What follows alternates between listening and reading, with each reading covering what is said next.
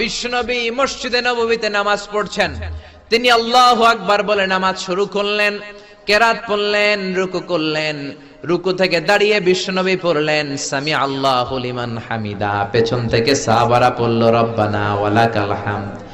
এক সাহাবী বাড়িয়ে অতিরিক্ত পড়লেন হামদান কাসীরান তাইয়িবান মুবারাকান ফি, ফিসফিসি আওয়াজে পড়ার কারণে বিশ্বনবীর কানে এটা চলে এসেছে।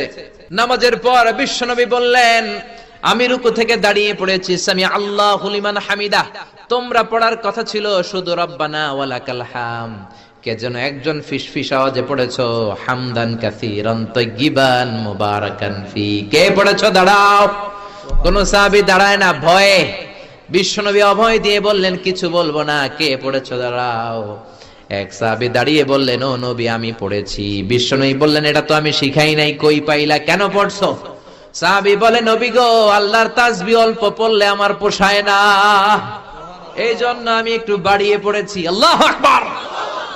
বিশ্বনবী বললেন ভয় পেও না, বিচলিত হয় না, নামাজরত অবস্থায় আমি দেখেছি বিদউ ওয়া সালাসুনা মালায়েকা, 30 জনেরও বেশি ফেরেশতা তোমার এই অতিরিক্ত তাসবিহর সওয়াবটা কে লিখে লিখে আল্লাহর দরবারে পৌঁছে দিতে পারে, তারা আকাশের মধ্যে কে আগে নিয়ে যেতে পারে প্রতিযোগিতা করছিল। আল্লাহ।